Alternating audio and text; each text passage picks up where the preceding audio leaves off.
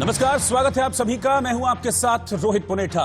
बिहार में कानून व्यवस्था एक बार फिर से सवालों के घेरे में आ गई है। नीतीश कुमार के सुशासन के दावों की अपराधी और बदमाश धज्जियां उड़ाते दिख रहे हैं। दिन दहाड़े मर्डर, गैंगरेप और लूटपाट की वारदातें अब बिहार में आम हो चुकी हैं।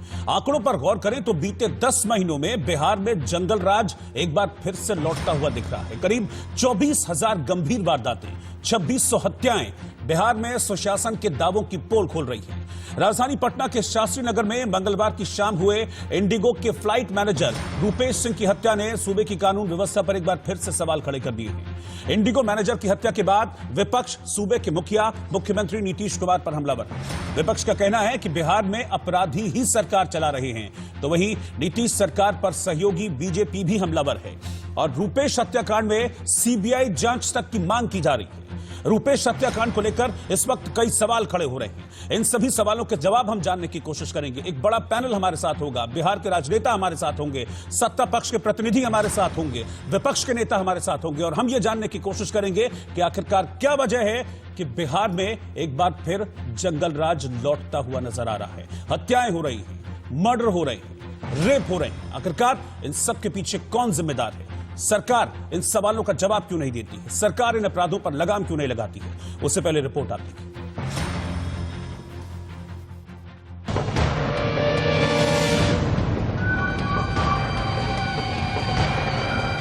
बिहार में सुशासन की सरकार एक बार फिर से सवालों के घेरे में है, खासतौर पर तब जब अपराध से राजधानी ही महफूज न हो। पटना एक बार फिर गोलियों की तड़तड़ाहट से गूंजा है और पुलिस प्रशासन मौन है। सवाल एक बार फिर सुशासन का दावा करने वाले नीतीश कुमार से है। बिहार की राजधानी पटना के शास्त्री नगर में मंगलवार की शाम हुए इंडिगो के फ्लाइट मैनेजर रूपेश सिंह के मर्डर ने सूबे की कानून व्यवस्था पर बड़ा सवाल खड़ा कर दिया है। इंडिगो मैनेजर की हत्या के बाद विपक्ष सूबे के मुखिया नीतीश कुमार पर हमलावर है। एक तरफ जहां जाप सुप्रीमो पप्पू यादव ने सीएम नीतीश को शराब छोड़कर अपराध नियंत्रण पर ध्यान देने की सलाह दी है। शातिर अपराधियों ने शूटर हायर किया गया। ये किसी अपराधियों ने अंजाम नहीं दिया है, शूटर को हायर किया गया। मरवाने वाला कोई और है, मारने वाला शूटर है।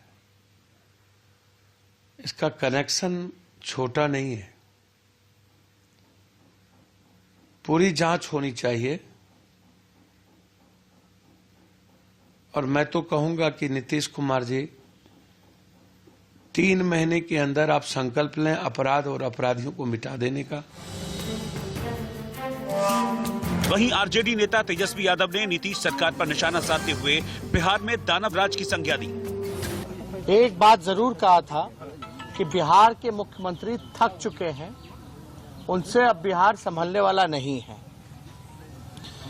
जब तक सैकड़ों हत्याएं, अपहरण, फिरौती, रेप, गैंगरेप, वेबसाइटों की हत्या, उनसे रंगदारी जब तक सैकड़ों की संख्या में नहीं हो जाती है, तब तक नीतीश कुमार जी और उनकी डबल इंजन की सरकार को चैन से नींद नहीं आती है।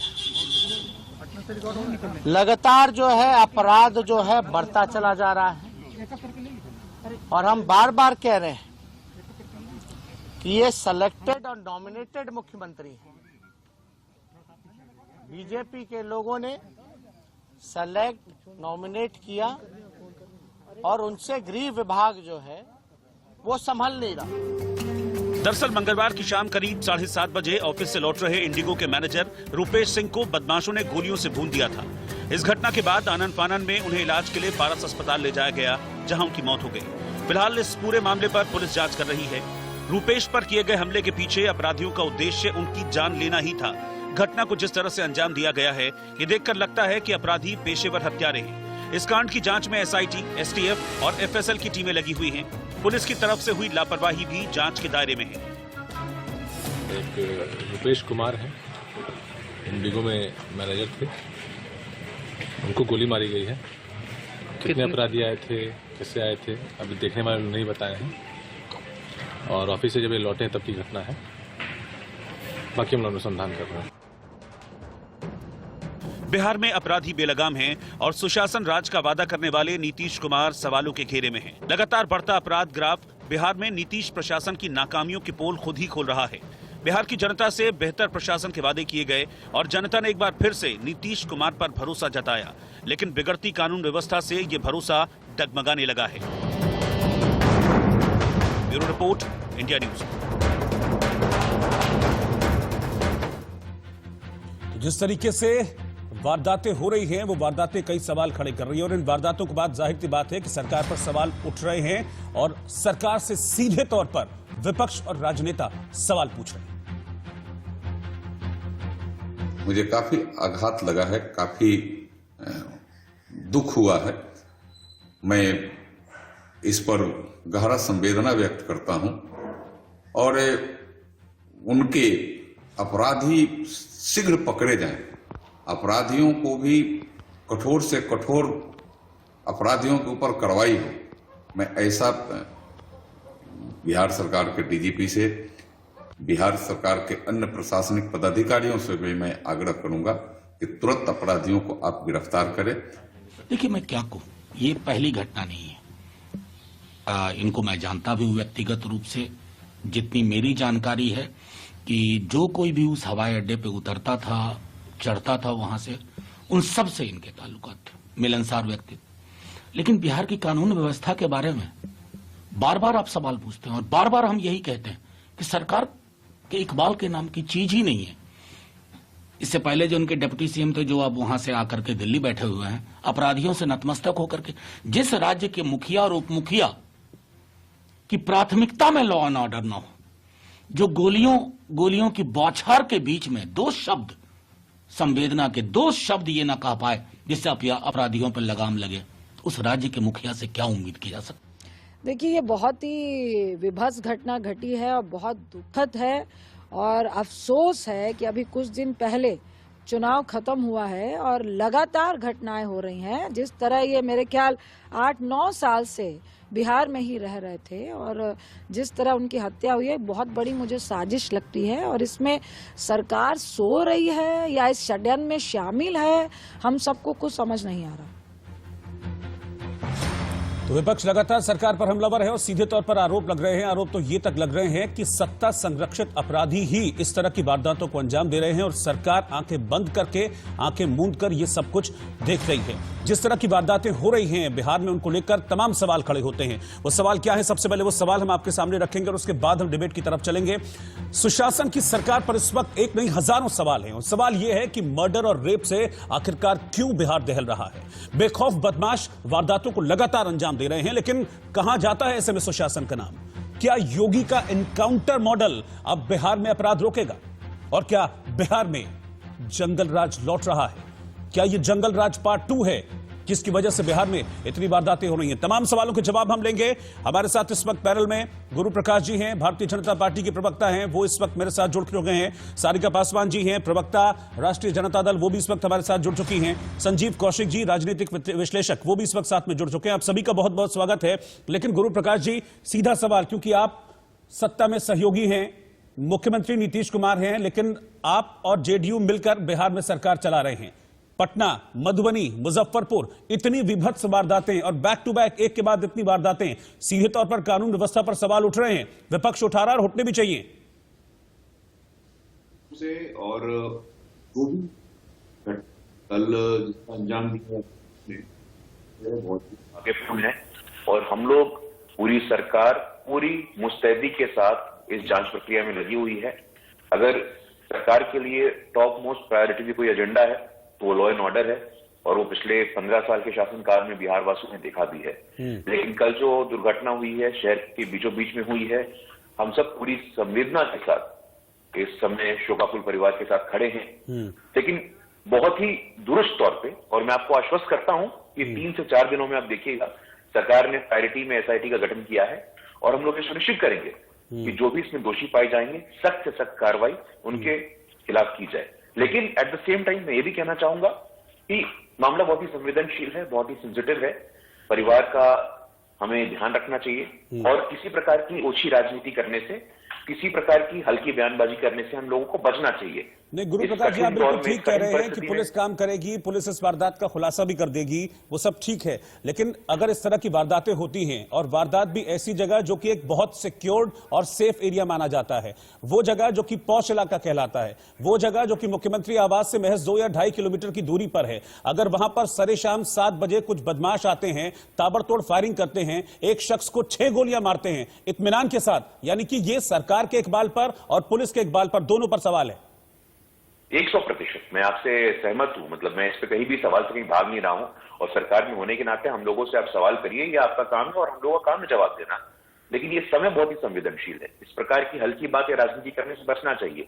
अभी प्रायोरिटी ये होनी चाहिए कि जो भी अभियुक्त हैं, जो भी एक्यूज्ड हैं, हम जल्द से जल्द उनको पकड़ें, पुलिस की गिरफ्त में लें और जल्दी से जल्दी जस्टिस हो। और मुख्यमंत्री जी, सरकार दुरुस्त है, एक एसआईटी को ऑलरेडी गठित कर दिया गया है, और अब देखिएगा 3 से 4 दिनों में ये हम लोग कोशिश करेंगे वो लोग जल्द से जल्द सलाखों के पीछे हों। नहीं सर, आप मेरा सवाल ही नहीं समझ रहे हैं। मैं तो एक ओवरऑल सवाल कर रहा हूं ना कि इस तरह की वारदातें हो क्यों रही हैं। अगर इस तरह की वारदातें होती हैं इतने सेफ एरिया में, इसका मतलब यह है कि अपराधियों के दिल में डर ही नहीं है, उनको पता है कुछ होगा नहीं। इसका मतलब विपक्ष जो यह आरोप लगाता है कि सत्ता संरक्षित अपराधी ही इस तरह की वारदातों को अंजाम दे रहे हैं, इसका मतलब क्या यह आरोप सही है?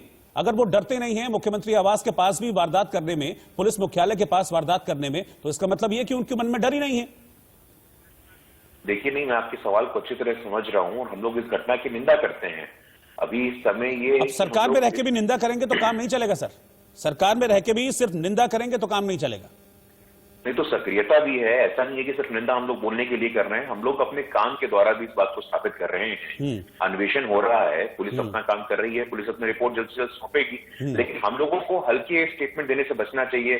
मैं सुबह से देख रहा हूँ कुछ विपक्ष के नेता कुछ व्यक्तिगत बयान दे रहे हैं, कुछ राजनीतिक बयानबाजी कर रहे हैं, इन सबसे हमें बचना चाहिए। और मैं ऐतिहासिक पृष्ठभूमि में जाने का कोई सवाल नहीं है। अगर मैं बोलूं कि उनके 15 साल कैसे थे, हमारे 15 साल कैसे थे, वो बहुत पुरानी बात हो गई है। इसलिए मैं आपके साथ खड़ा हूं।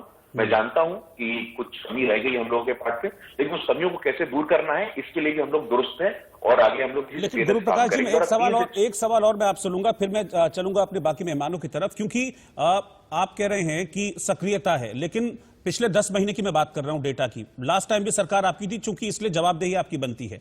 पिछले 10 महीनों में करीब 24,000 गंभीर अपराधों की वारदात हुई हैं, 2600 हत्याएं हुई हैं, 1150 रेप हुए हैं, 175 किडनैपिंग, 809 हुई है। इस तरह की वारदातें जो हैं, तो ये फिर पब्लिक के बीच कैसे ये एक भरोसा कायम होगा कि हाँ, ये सरकार कानून व्यवस्था को लागू करने वाली सरकार है। और अभी जो मधुबनी में वारदात हुई है, वो तो मतलब डरा देने वाली है। एक नाबालिग लड़की के साथ रेप किया जाता है, फिर उसके बाद उसकी दोनों आंखें फोड़ दी जाती हैं, दोनों आंखें निकाल ली जाती हैं। भरोसा कैसे कायम करेंगे पब्लिक के बीच में, वो पब्लिक जिसने आपको वोट देकर बिठाया है? करेंगे तो बिहार की एक ऐतिहासिक पृष्ठभूमि भी है, बिहार नरसंहारों की भूमि रही है, लेकिन उससे हम लोग निकलने में सफल हुए कि नहीं हुए? जिस बिहार में जंगल राज था, आतंक का राज था, उस बिहार से हम लोग निकलने में आज सफल हुए हैं। थोड़ा समय लगा है, लेकिन तो सवाल उठ रहा है सर, यही सवाल उठ रहा है कि क्या वो जंगल राज वापस लौट रहा है? मैं आपके पास वापस लौटूंगा, मेरे साथ बाकी मेहमान भी हैं। सारिका जी के पास में चल रहा हूं। सारिका जी, सीधे तौर पर विपक्ष हमलावर है और जिस तरह की दलीलें अभी दे रहे हैं गुरु प्रकाश जी, क्या विपक्ष उनसे सहमत है? क्योंकि विपक्ष तो कह रहा है कि इस्तीफा दो नीतीश सरकार। देखिए, अभी चुनाव के टाइम में ये लोग 15 साल बनाम 15 साल खेल रहे थे और जिस तरीके से उन्होंने बिहार की जनता को धोखा दिया है, अभी सरकार को बने हुए लगभग 2 महीने हो गए और बिहार में लॉ एंड ऑर्डर की कोई व्यवस्था ही नहीं है। सबसे शर्म की बात है कि कैबिनेट भी जिस तरीके से अभी तक पूर्ण रूप से गठन नहीं हुआ है, मंत्रिमंडल का विस्तार इन लोगों ने नहीं किया है और अपराधियों का मनोबल तो इतना बढ़ा हुआ है कि हर एक दिन जो कह रहे हैं ना, महिलाओं के साथ बलात्कार, सामूहिक बलात्कार, उनकी हत्या। आपने अभी जिक्र किया मधुबनी की जिस बालिका के बारे में, वो दिव्यांग बालिका थी जो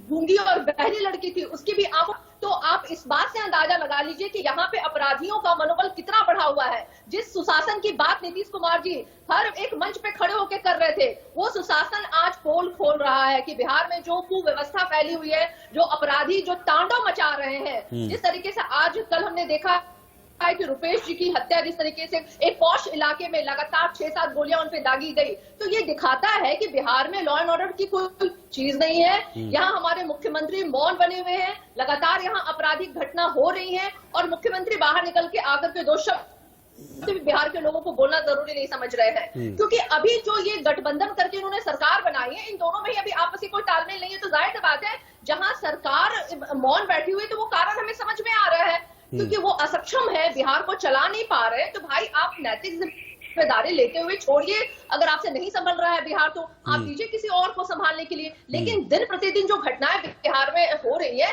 इससे बिहार की जनता डरी हुई है। और जो विश्वास, और ये उन्होंने विश्वास जताया था कि बिहार की जनता को कि सुशासन वो लेके आएंगे, तरक्की करेंगे, विकास करेंगे, नौकरियां देंगे, तमाम अपने वादों पे वो झूठे साबित हो रहे हैं। संजीव कौशिक, क्या वाकई में ऐसा है? क्या आपको भी ऐसा ही लगता है कि आपस के जो मतभेद हैं, जो पिछले दिनों हमने देखे थे, फिर चाहे वो अरुणाचल का मसला हो या फिर बहुत सारे मुद्दों पर असहमति हो जेडी और बीजेपी के बीच में, चाहे वो लव जिहाद हो या बाकी मसले हों, क्या उनकी वजह से आपको लग रहा है कि इफेक्ट सरकार हो रही है और उसकी वजह से जो प्रभावित है जनता हो रही है, इस तरह की वारदातें हो रही हैं, खुलेआम बड़े बड़े इलाकों में, पॉश इलाकों में, सुरक्षित इलाकों में वारदातें हो जा रही हैं?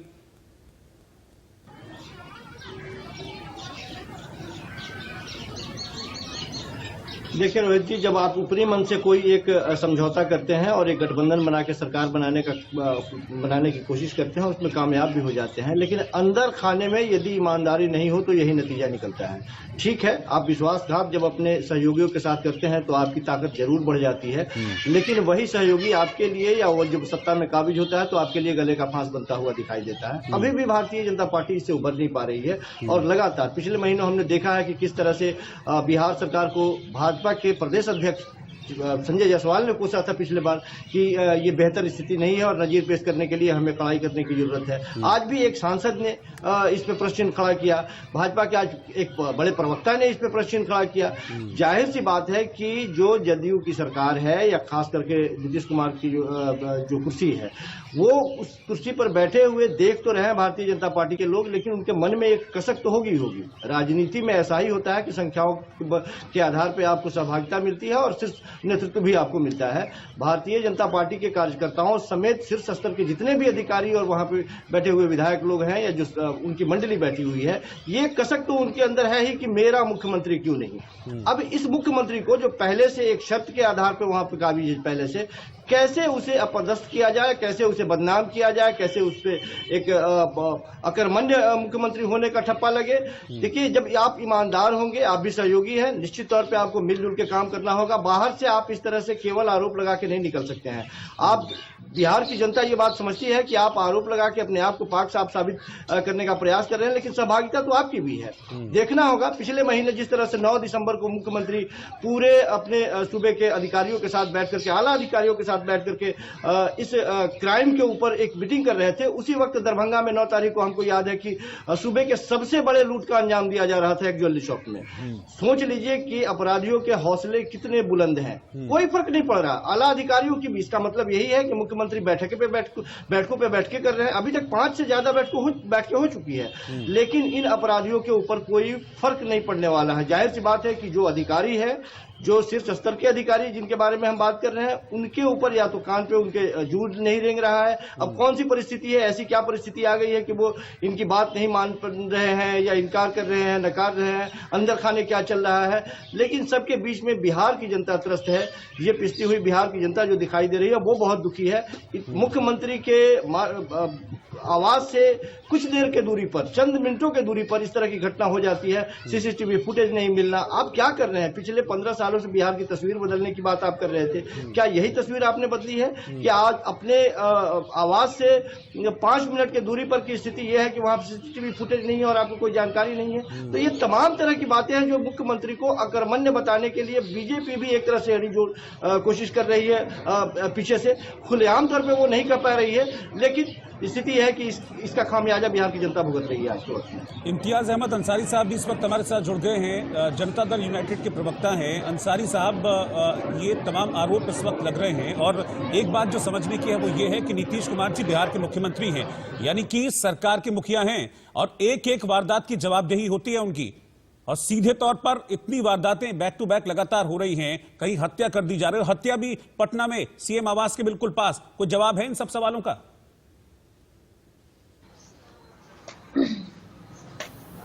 देखिए, ये जो हत्या हुई है, ये हत्या काफी दुखद हत्या है और दुखद अपराध है। लेकिन आप जानते हैं कि नीतीश कुमार जी की सरकार जो है वो अपराधियों को ना कभी पनाह देती है ना पनाह देगी। वो अपराधी पाताल में भी होंगे तो प्रशासन उनको खोज करके निकालेगी और उनकी जहां जगह है वहां उनको निश्चित पहुंचाया जाएगा। इससे पहले भी कई अपराध हुए हैं, लेकिन आज तक हम लोगों ने अपराधियों को, हमारी सरकार ने संरक्षण देने का काम नहीं किया। ना उनको राजनीतिक संरक्षण है, ना सरकार का संरक्षण है। और जो लोग सरकार पे, जिस तरह से विपक्ष के लोग आज एक हत्या पे, किसी की हत्या हुई है लेकिन राजनीतिक रोटी सेकने का काम कर रहे हैं। हम सुन रहे थे विपक्ष के लोग जिस तरह का आरोप लगा रहे थे, तो आरोप लगाने वाले लोग वो दिन भूल गए क्या कि अपराधी मुख्यमंत्री आवास में बैठे रहते थे, अपहरणकर्ता मुख्यमंत्री आवास में बैठे रहते थे। क्या वो परिदृश्य नहीं बदला है, वो तस्वीर नहीं बदला है? नीतीश कुमार जी की सरकार जीरो टॉलरेंस की सरकार है। हमारी पुलिस पूरी तरह तत्पर है। ये बिल्कुल दुखद हत्या है, बहुत दुखद हत्या है। इसकी जितनी भी निंदा की जाए कम है। पूरी राज्य सरकार मर्माहत है, जनता दल यूनाइटेड परिवार मर्माहत है। हम काफी कड़ी निंदा करते हैं और आपसे वादा करते हैं कि अपराधी पाताल में भी होंगे, कहीं भी छुपे होंगे, पुलिस उनको खोज के निकालेगी और जहां उनका जगह है निश्चित वो उस जगह पे पहुंचेंगे। लेकिन अंसारी साहब, फिर वही सवाल कि अगर सरकार में रहकर भी और जिस तरह का लोग आरजेडी के लोगों हत्या, किसी की हत्या हुई है, किसी की हत्या हुई है, किसी का सुहाग उजरा है, किसी का पिता गया है, और आरजेडी के प्रवक्ता जिस तरह से टीवी पे बैठ के जिस तरह का बयानबाजी कर रहे हैं, इनको शर्म नहीं आती है क्या? ऐसे पार्टी के लोग बयानबाजी कर रहे हैं, ऐसे पार्टी के लोग आरोप लगा रहे हैं जिनके राष्ट्रीय अध्यक्ष सजा याफ्ता है, कैदी नंबर 3351, और बिहार में उनके जो विपक्ष के नेता हैं वो चार्जशीटेड है। सर, पार्टी के डिफेंस पे केस है ना। सुशासन शब्द किसके लिए इस्तेमाल किया जाता है अंसारी साहब? राजनीति के सुशासन शब्द किसके लिए इस्तेमाल किया जाता है अंसारी साहब? शर्म नहीं आती? आप तो सुहाग उजड़ा है, आप तो उसी की बात करके तो आप लोग सत्ता में आए थे ना, तभी तो 15 साल आपको सरकार चलाने का मौका मिला। सुशासन बाबू क्यों कहा जाता है नीतीश कुमार को? अब उस सुशासन में इस तरीके की वारदातें होंगी, इस तरीके की हत्याएं होंगी। मधुबनी में एक लड़की के साथ रेप करके उसकी दोनों आंखें निकाल ली जाएंगी। मुजफ्फरपुर में एक लड़की का रेप करने के बाद, नाबालिग लड़की का रेप करने के बाद उसे घर में जिंदा जला दिया जाएगा। पटना में मुख्यमंत्री आवास से 2 किलोमीटर की दूरी पर एक शख्स को 6 गोलियां मार दी जाएंगी और उसके बाद जब पुलिस जांच करने जाएगी तो कहेगी नहीं, सीसीटीवी फुटेज ही नहीं है, कैसे ढूंढें, क्या करें अपराधियों को? तो फिर सवाल तो उठेगा ना सर, सुशासन किसका है? सुशासन शब्द किसके लिए इस्तेमाल किया जाता है? बताइए ना, सवाल क्यों ना उठें? बिल्कुल, पूरे देश में सुशासन जो शब्द है वो सिर्फ और सिर्फ नीतीश कुमार जी के लिए इस्तेमाल किया जाता है। लोगों की निष्ठा है कि नीतीश कुमार जी का न्याय के साथ विकास करने वाले जीरो। हमारी सरकार ना किसी को बचाती है ना किसी को फंसाती है। दोनों मामले में जो भी अपराधी होंगे, मैं आपको वचन देता हूं, वो पाताल के अंदर भी होंगे तो उनको खींच करके निकाला जाएगा, उनको खोज के निकाला जाएगा और उनको प्रथम दृष्टि से हमारी जांच बढ़ी है। कुछ संदिग्ध लोग गिरफ्तार भी हुए हैं। पुलिस पूरी तरह तत्पर है, बिहार की विजिलेंस डिपार्टमेंट तत्पर है, निगरानी डिपार्टमेंट तत्पर है, सीआईडी डिपार्टमेंट तत्पर है, लोकल एडमिनिस्ट्रेशन तत्पर है। पूरी तरह हम लोगों ने, सिर्फ ये पटना में ये कांड हुआ है, लेकिन पूरे बिहार में प्रत्येक जिले की प्रशासन अलर्ट है। वो भाग करके कहीं नहीं जा सकते हैं। उनको हम लोग खोज कर निकालेंगे, उनकी जहां जगह है उनको उस जगह पहुंचाया जाएगा। हाँ ठीक है, सारिका जी आपका कुछ जवाब देना चाह रहे हैं क्योंकि आपने उनके ऊपर सवाल भी उठाया था, आरजेडी के ऊपर। सारिका जी बोलिए, क्या कह रही हैं? मैं अंसारी भाई अभी जिस तरीके से बोल रहे थे, शर्म ने जो सवाल उठाया है, उनके पार्टी के राष्ट्रीय अध्यक्ष है, कैदी नंबर 3351 जेल में। जिस पार्टी का राष्ट्रीय अध्यक्ष सजा याफ्ता हो, उस पार्टी के प्रवक्ता के पास क्या शब्द है बोलने के लिए? और बिहार में जिस पार्टी का नेता है, विपक्ष का नेता आदरणीय श्री तेजस्वी यादव, राजनीति के 420 के रूप में जाने जाते हैं, चार्जशीटेड है, वो आर्म्स एक्ट में चार्जशीटेड है, SC/ST केस में चार्जशीटेड है, 147 है, 120B है। कई तरह के धाराओं में उन्होंने अपने चुनाव आयोग को शपथ पत्र दिया है। शपथ पत्र में उन्होंने दाखिल किया कि हमारे ऊपर इतना केस चल रहा है। अब ऐसे लोग बात करेंगे, सारिका जी को ये भी याद करना चाहिए कि पिछले 15 साल में अपराधकर्ता मुख्यमंत्री आवास में रहते थे, हत्यारे मुख्यमंत्री आवास में रहते थे। ऐसे लोग बैठ करके टीवी पे किसी का हत्या हुआ है, किसी का पति उजड़ा है, किसी का सुहाग उजड़ा है, उस पर दुख नहीं प्रकट कर रहे, उनको राजनीति रोटी सेकने के लिए उनको मजा ले रहे हैं, उनको मसाला मिल जाए, उनको शर्म आनी चाहिए। वो बिल्कुल ही लॉ एंड ऑर्डर को संभालने में, बिहार को संभालने में सक्षम है। और यही कारण है कि बिहार में आज अपराधियों का मनोबल इतना बड़ा हुआ है कि प्रतिदिन कोई ना कोई घटनाओं को अंजाम दिया जा रहा है। अब तो हालात इतने बुरे हो गए कि पौष इलाके में भी लोगों की हत्याएं हो जा रही है। महज मुख्यमंत्री आवास से चंद दूरी पे ही उनकी हत्या हुई है। जिस पार्टी का सजायाफ्ता राष्ट्रीय अध्यक्ष हो वो हमको बताएंगे कैसे कानून का राज स्थापित होगा। कानून का राज आपकी सरकार की, फिर भी अभी भी आपको राजनीति रोटी सेकना पड़ रही है। आप सत्ता में बैठे लोग हैं, लॉ एंड ऑर्डर को संभालना और सुधारना आपकी हमारे 15 सालों में आप सूची उतार के देखिए कि कितना एफआईआर दर्ज हुआ है और कितने लोग वारंटी अरेस्ट हुए हैं। हमने सजा दिलाने का काम किया है, हमने फास्ट ट्रैक कोर्ट का गठन किया है, हमने फास्ट ट्रैक कोर्ट का गठन करके अपराधियों पे मुकदमा खोला है, उनको जेल भेजने का काम किया है, उनको सजा दिलाने का काम किया है। हमारा रिकॉर्ड उठा करके देखिए, पूरे देश में बिहार अव्वल है अपराध पे लगाम लगाने के लिए, अपराधियों को जेल भेजने के लिए, अपराधियों को सजा दिलाने के लिए पूरे देश में बिहार अव्वल राज्य है। हमारे अपराधी नहीं बख्शे जाते हैं, हमारे अपराधी को राजनीतिक संरक्षण नहीं प्राप्त होता है, हमारे अपराधियों को सरकारी संरक्षण नहीं प्राप्त होता है, हमारे गवर्नमेंट अपराधियों से संघर्ष नहीं करती है। कोई संगठन में मजबूती नहीं है, कोई तालमेल नहीं है, रिकॉर्ड है, हमारा रिकॉर्ड उठा के देखिए। और यही कारण है कि बिहार आज प्रतिदिन घटनाओं के मामले में अव्वल जा रहा है, पूरी तरह मजबूत है। भारतीय जनता पार्टी, जनता दल यू, हम वीआईपी, हम लोग चारों दल एकजुट हैं। हमारे यहाँ पूरी तरह मजबूती है। बिहार में जो स्थिति है, मुंगेरी लाल के सपने नहीं देखिए, हमारा चारों दल एकजुट है कि आपके हम लोग बिल्कुल पूरी तरह मजबूत है। और यही कारण है कि आप सरकार को चला नहीं पा रहे हैं। मेरा कहना है कि अगर आप सरकार को नहीं चला पा रहे हैं तो नैतिक जिम्मेदारी लेते हुए आप हटिए। पूरी तरह हम लोग अंदर खाने और बाहर खाने पूरी तरह एकजुट है। अब आरजेडी की सर्टिफिकेट की जरूरत नहीं है हमारे गठबंधन को। खड़े हैं और आप देखिए ना कि आपके अंदर खाने एकजुट नहीं है। कांग्रेस के लोग आपके नेता को नेता नहीं मान रहे हैं, वो ताक झांक कर रहे हैं, उनको तो बचाइए। आपके कम्युनिस्ट पार्टी के लोग ताक झांक कर रहे हैं, उनको तो बचाइए। सिर्फ महागठबंधन में अगर टूट होगा तो आपके नेता श्री तेजस्वी यादव के चेहरे पे वजह से टूट होगा। अपहरण कर दिया जा रहा है। शर्म आने वो की बारी राजनीति के 420 के रूप में पूरे बिहार में जाने जाते हैं। मर चुका है, खत्म हो चुका है। बिहार की जनता आज खुद को ठगी हुई महसूस कर रही है। जो ठगने का झूठा बोल करके आपने उनसे वोट लिया, जो ठगबंधन करके आपने सरकार बनाया, लेकिन आप आज सरकार चलाने में असक्षम है। तो देखिए बिहार की जनता आज मरमाहत है, दुखी है और डरी हुई है। मनाने वाले लोग हैं। जब रिजल्ट आया, परिणाम आया तो जनादेश का आप ये बताइए ना कि आपके नेता 420 400 आपके नेता श्री तेजस्वी यादव चार्जशीटेड है कि नहीं है, कई धारों का आरोपित है कि नहीं है, आपके पार्टी के राष्ट्रीय अध्यक्ष सजायाफ्ता है कि नहीं है, इसका सवाल का जवाब दीजिए ना। आपके पास है इस सवाल का जवाब।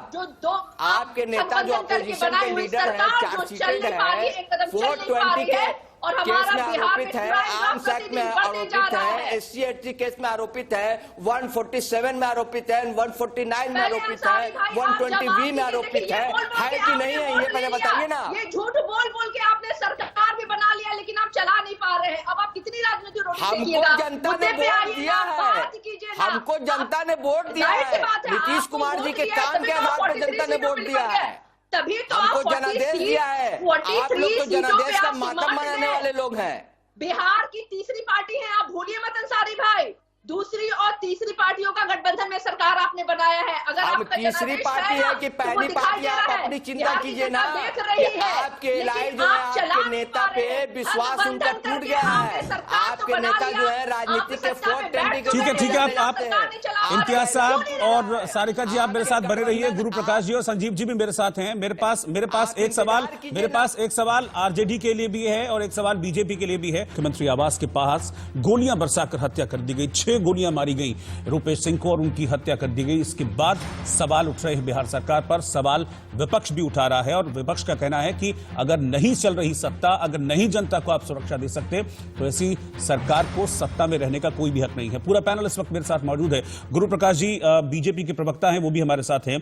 गुरु प्रकाश जी, मेरा एक सवाल है, आप ही की पार्टी के सांसद हैं विवेक ठाकुर जी, उन्होंने भी सरकार पर सवाल उठाए। उन्होंने कहा है कि रुपेश सिंह जी की हत्या चिंताजनक है, राज्य सरकार पर सवाल उठाती है घटना, और ऐसे में अगर जरूरत है तो जांच सीबीआई को दे देनी चाहिए। यानी कि अपने राज्य की पुलिस पर अब भरोसा नहीं है। नहीं रोहित जी, ये उनका व्यक्तिगत बयान हो सकता है, ये पार्टी का कोई अधिकृत बयान नहीं है। पार्टी बहुत ही मजबूती के साथ नहीं, लेकिन ये तो बता, ये उनका ठीक है, मान लिया उनका व्यक्तिगत बयान है, लेकिन ये तो बता रहा है ना कि राज्य की पुलिस पर लग रहा है कि शायद भरोसा उनको नहीं है अब। अगर आपकी पार्टी के सांसद इस तरह की बात कहते हैं तो जाहिर सी बात है सवाल उठेंगे।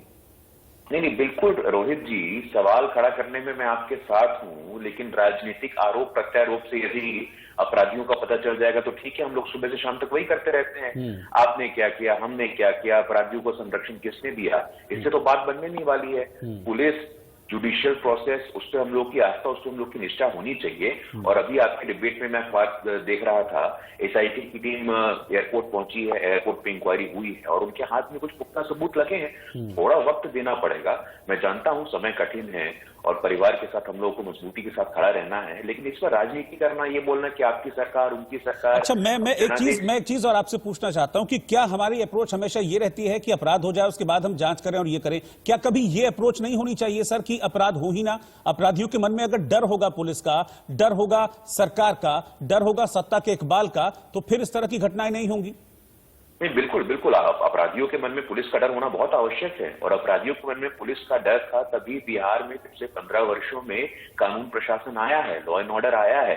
आपको बिहार याद होगा रोहित जी, जिस प्रकार से नरसंहारों का दौर चलता था, मैं क्या नाम गिनाने बैठूं यहाँ पे, बेलची मैसेकर, बथानी टोला मैसेकर, मतलब गला रेत दिया जाता था, महिलाओं बच्चों को मौत की घाट उतार दिया जाता था, लेकिन मतलब नहीं है उस ऐतिहासिक पृष्ठभूमि में जाने का। अभी नए सिरे से हमें सोचने की आवश्यकता है। शहर के बीचों बीच एक व्यवसायी की हत्या हुई है और ये व्यवसायी की हत्या बहुत ही दुखद है। सरकार पूरी मजबूती के साथ, पुलिस प्रशासन के साथ खड़ी है, शोकाकुल परिवार के साथ खड़ी है और आप देखिएगा 3 से 4 दिन, मैक्सिमम 3 से 4 दिन में पुख्ता हम लोग एक आउटपुट देंगे और जो भी सजा में दोषी पाया जाएगा वो सलाखों के पीछे होगा। निश्चित रहिए। ठीक है संजीव कौशिक जी, लेकिन अगर इस तरह की घटनाएं होंगी तो फिर देखिए सरकार का पहला काम क्या होता है कि जनता के दिल में भरोसा कायम करना कि हाँ हम हैं तो आप सुरक्षित हैं, और मुझे लगता है यही वादा रहा भी है नीतीश कुमार का, इसलिए उनको सुशासन की सरकार कहा जाता है। लेकिन अगर इस तरह की वारदातें होंगी तो फिर ये भरोसा हिलेगा, भरोसा डिगेगा, फिर जनता ऐसे में खुद को सुरक्षित कैसे महसूस कर पाएगी?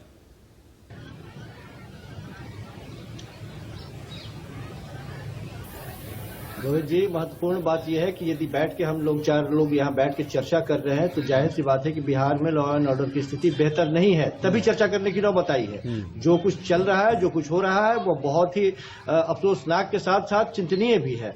यही नीतीश बाबू है जो पिछले इलेक्शन की बात यदि की जाए तो चारों तरफ घूम घूम के कह रहे थे कि क्राइम के मामले में बिहार 23वें नंबर पे है। जाहिर सी बात है कि उन्होंने जो कदम उठाए थे, बहुत सारे ऐसे कदम उठाए थे कि बार बार जो ये बात कहने का प्रयास किया जा रहा है कि पहले से बेहतर है, ये में कोई गुरेज नहीं है कि पहले से बेहतर है, लेकिन बेहतर है तो क्या अब क्यों? सवाल यह है कि जिस बारे में हम लोग चर्चा कर रहे हैं, ये इस बार जब से उन्होंने सत्ता संभाली है, ये कौन से साजिश को झेल रहे हैं नीतीश कुमार? नीतीश कुमार के पास ऐसी कौन सी मजबूरी है कि वो मजबूती के साथ अपनी बात नहीं रख पा रहे हैं या अपना काम नहीं कर पा रहे हैं? क्या उनको कुछ उनके पांव पीछे खींचने की जरूरत है? असमंजस में है वो नहीं चाहते हैं कि उस कुर्सी पर बैठे, या उनकी मजबूरी है बैठाया जा रहा है? ये कौन सी ऐसी बात है? क्योंकि वाकई ये कहने में कोई गुरेज नहीं है कि सुशासन बाबू के नाम से नीतीश बाबू को जाना जाता है। उन्होंने बहुत हद तक कायम भी किया सुशासन बिहार में, लेकिन आज जो स्थिति है वो बेहद खतरनाक है। इसके बारे में चर्चा करें, मधुबनी की बात हो, सिवान की बात हो, गोपालगंज की बात हो, मुजफ्फरपुर की बात हो, पटना की बात हो और मुख्यमंत्री के आवास के नजदीक की बात हो, यदि इस तरह की घटनाएं हो रही है उसके बारे में, और खास करके उनके सहयोगी यदि प्रश्न खड़ा कर रहे हैं, तब और ज्यादा इसमें संदेह गहराता है कि ये सहयोगी कौन है जो उनके साथ साथ सत्ता में भी है और साथ साथ प्रश्न भी खड़ा कर रहे हैं। तो ये महत्वपूर्ण विषय है और इसके बारे में चर्चा हो रही है कि वो किस साजिश के शिकार हो रहे हैं, ऐसी क्या मजबूरी है उनके पास। और ये कहने में कोई गुरेज नहीं है कि जिस तरह से बार बार ये कहा जा रहा है कि नहीं बिहार के लोगों ने सबसे ज्यादा प्यार दिया, सबसे ज्यादा प्यार दिया, स्नेह दिया। अरे साहब, आप जब संख्याओं के आधार की बात कर रहे हैं तो आप देख लीजिए कि कहाँ पे है, किस जगह पे बैठे हुए, जिनको प्यार मोहब्बत की बात की जा रही है वो कितने नंबर पे है बिहार में पार्टियों के हिसाब से, और वो कुर्सी पे काबिज है। तो ये मजबूरी, जिस मजबूरी की बात हो रही है उस मजबूरी की चर्चा करें कि आखिर ऐसा क्या है कि नीतीश कुमार कुछ नहीं कर पा रहे हैं और मजबूर इस तरह से असहाय दिखाई दे रहे हैं। अच्छा सारिका जी, एक सवाल आपसे। अभी 4 दिन पहले ही, 4-5 दिन, 4 से मतलब एग्जैक्टली 4 नहीं, 4-5 दिन पहले ही आपकी पार्टी कि कुछ लोग ये चाहते थे कि भाई नीतीश कुमार हमको समर्थन कर दें तो तेजस्वी यादव मुख्यमंत्री बन जाएं। तब नीतीश कुमार अच्छे थे, लेकिन 4 दिन में एकदम से ऐसा हो गया कि आप कह रहे हैं कि इस्तीफा दो, सरकार छोड़ो, सब बेकार है, सब बर्बाद है।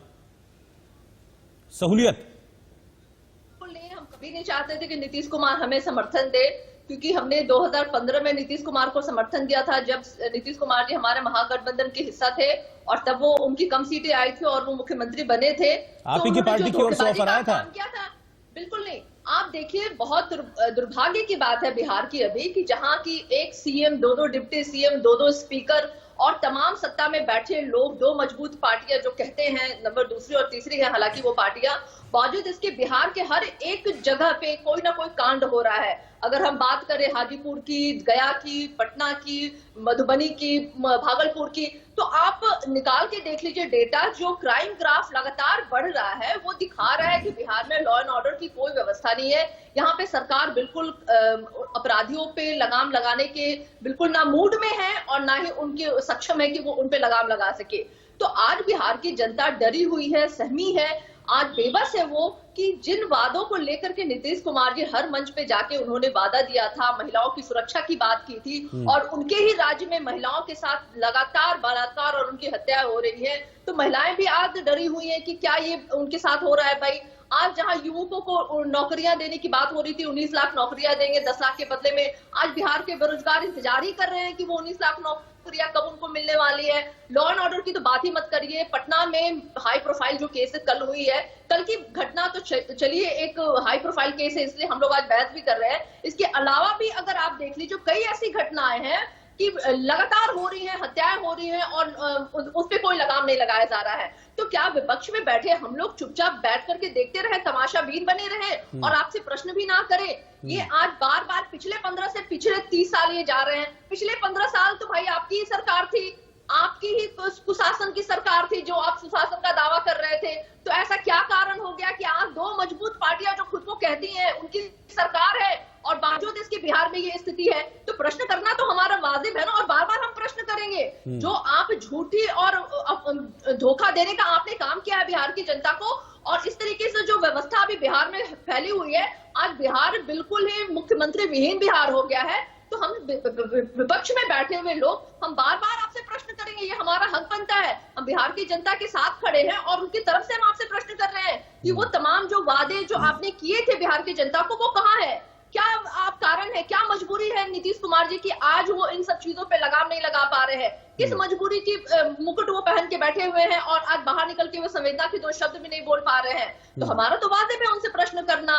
आप अभी भी देखिए, पिछले तो चुनाव में ये तो था ही कि 15 साल खेल रहे थे, लेकिन शर्म आनी चाहिए बीजेपी और जेडीयू और तमाम इनके गठबंधन के लोगों को शर्म आनी चाहिए कि अभी भी आप उन्हीं बातों को लेकर के आप अभी भी राजनीति रोटी सेकने का काम कर रहे हैं। हम ना कल राजनीति रोटी सेक रहे थे, ना आज राजनीति रोटी सेक रहे हैं। कल भी हम मुद्दों पे खड़े थे चुनाव में और आज भी हम मुद्दों की बात कर रहे हैं, और यही कारण है कि आप आज तमाम जो गठबंधन में आपके लोग हैं उनकी वोट प्रतिशत को निकालें और हमारे इकलौती वोट प्रतिशत को अगर निकालें तो बिहार की जनता का समर्थन महागठबंधन के साथ रहा है। अंसारी साहब, ये तमाम बातें तो हैं ही जो सारिका जी कह रही हैं, लेकिन विपक्ष एक और आरोप लगाता है कि बीजेपी और जेडीयू सारिका जी जो कह रही हैं, सुनिए मेरी बात, मेरा सवाल सुन लीजिए पहले पूरा, कि बीजेपी और जेडीयू में सब कुछ ठीक नहीं है। अभी पिछले दिनों नीतीश कुमार जी ने भी इस बात का इशारा किया था कि इतना लंबा वक्त कभी नहीं लगा मंत्रिमंडल को फाइनलाइज करने में। तो इस तरह की बातें, इस तरह का इशारा, फिर अरुणाचल वाली जो घटना हुई, तो इनको लेकर विपक्ष का यह भी आरोप लगता है कि दोनों पार्टियों में कुछ ठीक नहीं है और इसीलिए सारा ध्यान वही है, कानून व्यवस्था से ध्यान हटा हुआ है।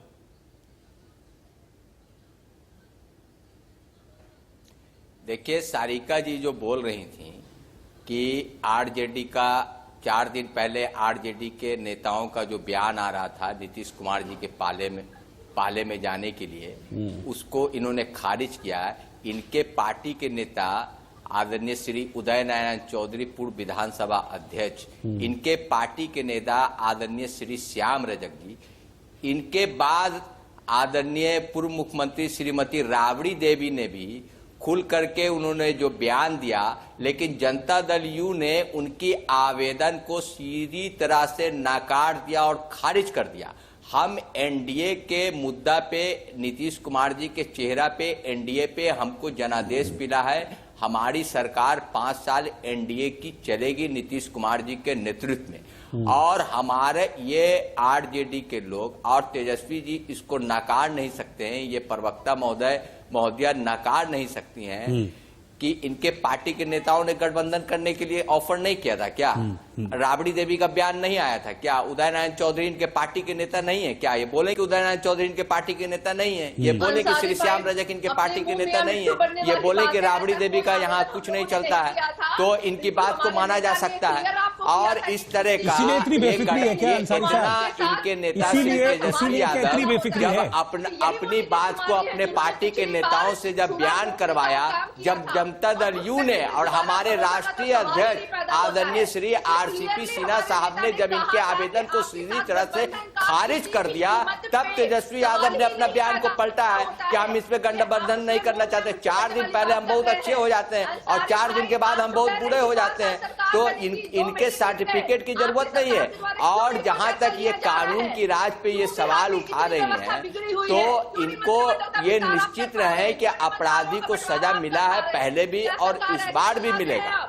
बिहार में अभी अस्थिर सरकार है, उस पे आपका क्या कहना है अंसारी भाई? पहले ये तो बता दें, बिहार की जनता ने जो आप पे भरोसा किया था, चलिए दूसरी और तीसरी ही पार्टी से आप लोगों ने गठबंधन करके सरकार तो बनाई है, लेकिन क्या कारण है कि आप सरकार नहीं चला पा रहे हैं? क्या कारण है कि आप बिहार की लॉ एंड ऑर्डर को नहीं सुधार पा रहे हैं, संभाल पा रहे हैं? क्या कारण है कि बिल्कुल सरकार चला रहे हैं, कहाँ नहीं सरकार चल रहा है, बिल्कुल सरकार चला रहे हैं। हमारे नेता मुख्यमंत्री क्राइम पे 5-5 मीटिंग कर चुके हैं, पूरी तरह से तत्पर है, आपको सरकार ही नहीं दिख रहा है।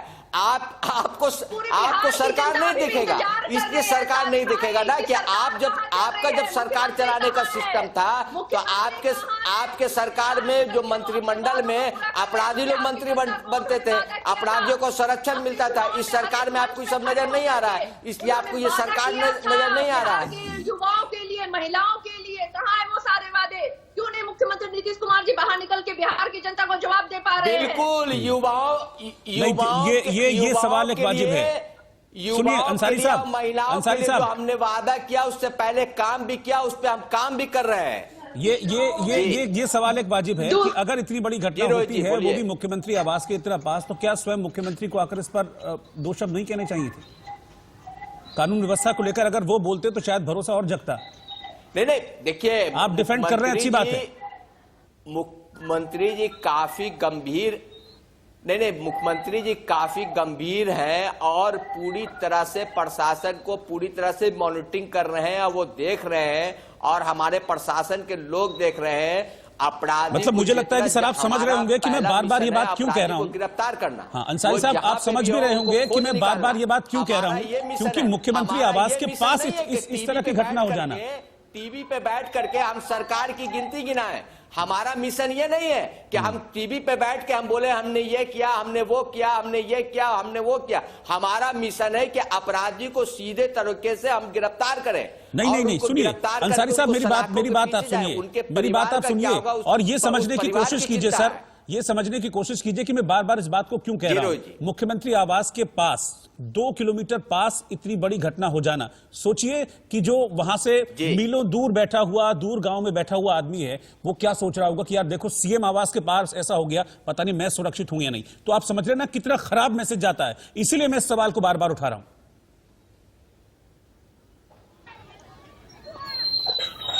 कि इसी बात का तो पूरी तरह से सरकार चिंतित है और सरकार मनमहात है, और हमारे मुख्यमंत्री जी इस मामले में काफी गंभीर हैं कि इस तरह का घटना नहीं होना चाहिए था, किसी कीमत पे नहीं होना चाहिए था। और ये घटना हुई है हमारे लिए बहुत बड़ा प्रश्न चिन्ह है। हमारे सुशासन पे, हमारे कानून के राज पे इन्होंने, अपराधी ने सवाल उठाने का काम किया है। ये हमारे लिए बहुत चिंता का विषय है। हम इसको बहुत सीरियसली देख रहे हैं और काफी गंभीरता से देख रहे हैं इसको। हम ये जो दाग हमारी सरकार पे, हमारे कानून के राज पे, हमारे सुशासन की सरकार पे जो दाग लगाने की जो षड्यंत्र किया गया है, इस षड्यंत्र को हमको मिटाना है। इस दाग को मिटाने के लिए हम हर तरह का प्रयास कर रहे हैं और हर तरह का प्रशासन को हम सुसज्जित और प्रशासन को हम पूरी तरह मॉनिटरिंग कर रहे हैं। किसी तरह से पहले हमको अपराधी को पकड़ना है ताकि हमको इसका मामले का पूरी तरह से राजफाश हो कि कौन लोग के संरक्षण में ये इस तरह का अपराध किया गया और अपराधी ने क्यों ये अपराध किया। एक सीधे साधे व्यक्ति को, एक पारिवारिक व्यक्ति को जिनका एक अच्छा रिकॉर्ड है, अच्छे व्यक्तित्व के मालिक है,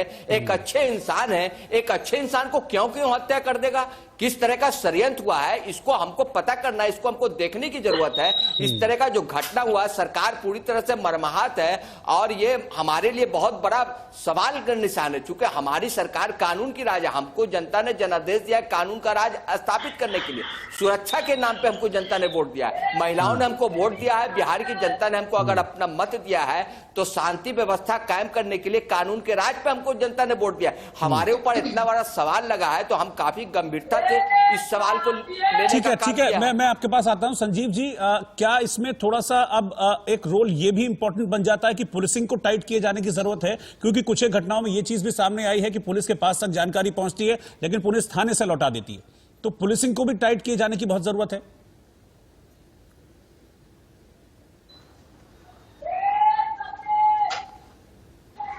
बात यही है कि अब तो घटना जब हो चुकी है तो जाहिर सी बात है अपराधी पकड़े जाएंगे, उनको छोड़ा नहीं जाएगा, सजा दी जाएगी। आने वाले वक्त में ऐसा नहीं होगा। लेकिन सबसे बड़ी बात यही है कि इनके पास इतने बड़े हौसले आते कहां से हैं। ये कौन से अपराधी हैं जो मुख्यमंत्री के आवास के इतने नजदीक जाके इस तरह से वारदात को अंजाम देने की हैसियत रखते हैं। जाहिर सी बात है ये छोटे मोटे अपराधी नहीं है, पेशेवर अपराधी है। तो अब सवाल पुलिस के ऊपर आके खड़ा होता है कि पुलिस को किस तरह से टाइट किया जाए। पुलिस में ऐसी कौन सी कमी है? क्या पुलिस को ये जिम्मेवारी लेनी होगी या फिर वो बिल्कुल मजबूती के साथ पुलिस को, जो बार बार कहा जाता है कि पुलिस के ऊपर भी एक तरह से राजनीतिक कॉकस तो होता ही है।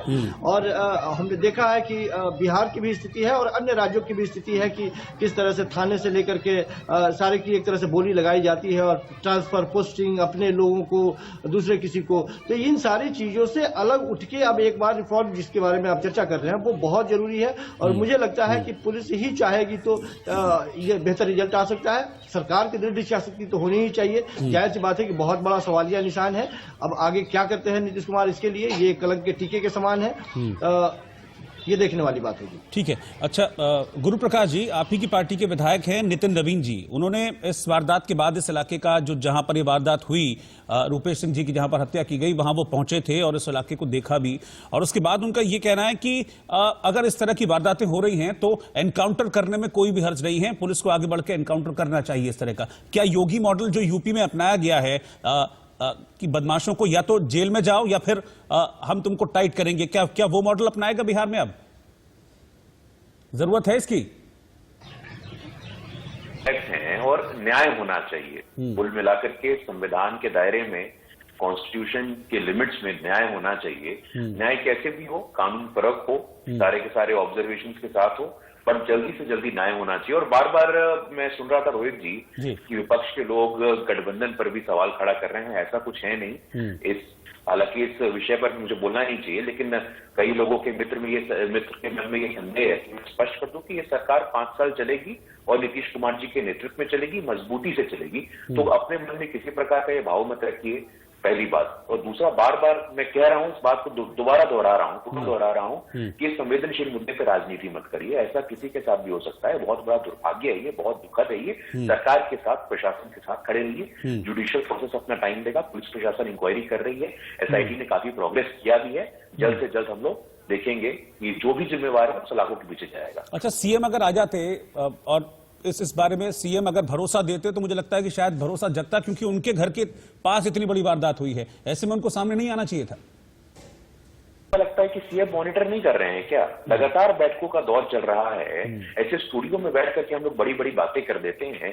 चीफ मिनिस्टर खुद ही बहुत पैशनेट है इस इशू को लेकर के, बहुत चिंतित हैं। उनके मन में, संजीव जी यहाँ बैठे, संजीव जी भी बता सकते हैं कि लगातार पिछले 15 वर्षों में लॉ एंड ऑर्डर के नाम पे हमें लोगों का जन आशीर्वाद मिला है, लोगों का जनादेश मिला है। सीएम लगातार अंदर से मॉनिटर कर रहे हैं, सीएम अपने अथॉरिटीज को लगातार इंस्ट्रक्शन दे रहे हैं। तो मीडिया में आकर के बोलना ये मतलब इसी आधार पर तय होगा क्या कि सीएम नहीं, लेकिन ये तो बहुत दुखद है, ये तो बहुत दुखद है। कई तमाम तरह की सुरक्षा पर सवाल उठाता है कि अगर सीएम आवास के 2 किलोमीटर आसपास सीसीटीवी कैमरे नहीं मिल रहे हैं पुलिस को, वहां पर फुटेज नहीं मिल रही है पुलिस को वहां पर, तो ये तो बड़ा गंभीर है। इस पर तो और गंभीरता होनी चाहिए। नहीं तो उनको अपना कमिटमेंट प्रूव करने के लिए मीडिया के सामने आके बोलना पड़ेगा क्या? ये जरूरी थोड़ी ना है सर। अब सीएम अपना काम कर रहे हैं, सीएम मॉनिटर कर रहे हैं इस मैटर को। सर, सीएम को जनता ने बनाया है, उनको विधायक है ना, सीएम जो है वो जनता का प्रतिनिधि होता है और जनता के प्रति जवाबदेह होता है। तो अगर जनता के सामने आकर बोल देंगे तो वो छोटे नहीं हो जाएंगे।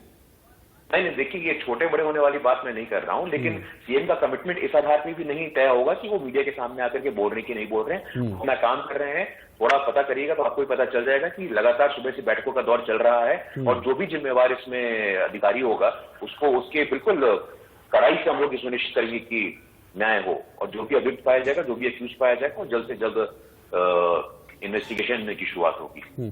इम्तियाज अहमद अंसारी, आप कमिटमेंट देंगे कि आगे से कानून व्यवस्था को टाइट रखा जाएगा और इस तरीके से खुलेआम जो अपराधी वारदात कर रहे हैं, कम से कम मैं ये नहीं कहता हूं, होती हैं वारदातें, कई वारदातें जो हैं एंड टाइम पर होती हैं, लेकिन कम से कम एक चीज जरूरी ये है कि अपराधी के दिल में पुलिस प्रशासन और सरकार का खौफ होना चाहिए, पुलिस का इकबाल होना चाहिए बुलंद, सरकार का इकबाल बुलंद होना चाहिए, तो आधे अपराध तो ऐसे ही घट जाएंगे। ऐसी सरकार देंगे?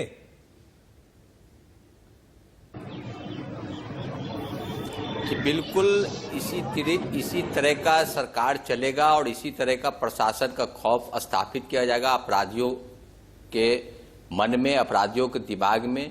ये घटना से हम लोग काफी मर्माहत हैं, माननीय मुख्यमंत्री जी मर्माहत हैं। इसको वो मॉनिटरिंग कर रहे हैं, सुबह से वो लगातार घटना के बाद उसको देख रहे हैं और गंभीरता से इसका परिणाम जो है बिल्कुल से परिणाम से जनता भी खुश होगी और आप लोग भी फिर चर्चा करेंगे कि हाँ इसका मुख्यमंत्री जी श्री नीतीश कुमार जी ने। ठीक है सर, मैं उस चर्चा का इंतजार करूंगा। फिलहाल आप सभी साथ में जुड़े, बहुत बहुत शुक्रिया आपका। और मैं इसे एक घटना के तौर पर नहीं देख रहा हूं, मैं इसे एक ऐसी घटना के तौर पर देख रहा हूं कि आप सोचिए कि बदमाशों के हौसले कितने बुलंद रहे होंगे कि मुख्यमंत्री आवास से 2 किलोमीटर दूर एक शख्स की, जहां पर पास में पुलिस मुख्यालय भी है, गोली मारकर हत्या कर दी जाती है। आप वादा कर रहे हैं कि आगे से इस तरह की घटनाओं पर रोक लगाएगी सरकार, हम आप पर भरोसा करते हैं। फिलहाल इस चर्चा में शामिल होने के लिए बहुत बहुत शुक्रिया।